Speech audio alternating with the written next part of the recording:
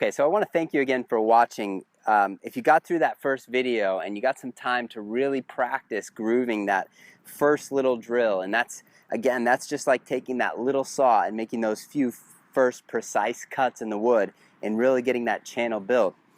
If you've gotten there, then you've already kind of created a habit or created a routine out of this brace right leg, handle forward, square face to path, forward divot, and maintaining the alignments post impact. If you're there, you're ready to go ahead and hit some golf balls. So this drill that we're going to talk about right now, and we'll get more into this later when we get into the third video. We'll talk about the different positions of the wedge game. But this is essentially a first position, or it's kind of the go-to drill that I would say I use this drill more with my students than any other drill.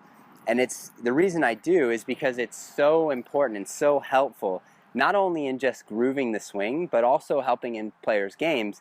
You'll see that this shot's going to create about a 40 or 50 yard shot, or this swing's going to create a 40 or 50 yard shot. And that is a swing or a shot that a lot of people have trouble with. They hit these fat, they hit these thin, they hit them too long or too short. They don't really know what to do when they're inside 100 yards. So by grooving this go-to drill, you're actually, not only are you helping your full swing, but you're giving yourself a chance when you get out there on the course and you've got one of those in-between shots. So basically this first position, or this go-to drill, is just the same movements that you made when you were working on grooving the positions and grooving the forward divot and the alignments, only now we're introducing a ball and we're going to learn from our ball flight as we hit these shots. So again, we'll brace the right leg, we'll set the handle forward, and now from this position, our intention is to have our shoulders kind of turn or tilt so that the club face goes back square to the arc, and it's going to come back a little bit inside the target line.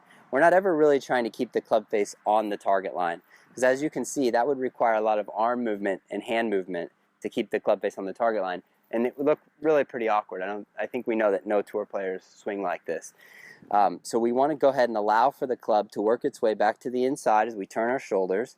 We've got the club face square to the arc, so we're braced, set, turning back, and then we're just going to work to hit a couple shots where we brace, set, turn, turn. And we're looking for this position in the follow-through. On every shot, we want to make sure that we have a forward divot, and we want to make sure that we can maintain those angles, those preset address and impact angles. We want to make sure we can maintain those all the way through impact and beyond. So this little drill, if you can't get past this drill, you really can't go into your full swing, because if these alignment angles are breaking down in your practice swings and you're not seeing a forward divot and you're not feeling that pure consistent compression, then we know that we're losing it here, and if we're losing it here, we're not going to have it in the full swing. So we want to make sure, again, that as we're going through this go-to drill, we're really aware of bracing, setting, turning, and turning. And so when you do this drill, a really good thing to do, or a thing to try to remember to do, and I know it's difficult because we want to hit a shot every single time, but if we could make 2 practice swings for every ball, we would be ensuring that we're just grooving that channel even deeper, and then when we hit the shot, we're doing 2 things. We've already grooved that channel a little deeper with each one of those practice swings, and the more of those we make, the better. But the other thing that we're doing is we're kind of letting our instinct or our intuition know that we're going to make this new swing. And that's really important, because what we've done over the past however long you've played golf, however many thousands of shots you've hit, your body, your instinct, your intuition has taken all of those results, and whether you're conscious of them or not, it has used those results and taken that feedback, and it has gotten you situated in a stance or an alignment that fits for that old swing habit or that old swing kind of routine. When we start making a new swing routine, that ball position may be in a different spot, and most likely will need to be in a different place than your old swing used to kind of allow for. So those 2 practice swings that you make, 2 or 3 practice swings before every shot, those 2 practice swings are really important, not only just to groove the swing, but to kind of give your body the feedback that says, okay, we're going to make this swing now. We're consistently making this swing. This is the swing we're about to make. So let's set up to the ball in a position that allows for this swing to work. So we'll brace, set, turn, turn. We've got a good forward divot there. Turn, turn, good forward divot. Maintain the alignment angles. Brace, set, turn, turn. And so my actual swing was very, very similar to my practice swings.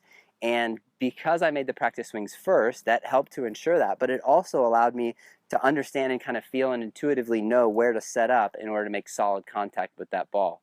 So as you're doing the go-to drill, I would say 2 practice swings every time would be awesome. And we've got a bunch more of these videos and these drills in the mastery course.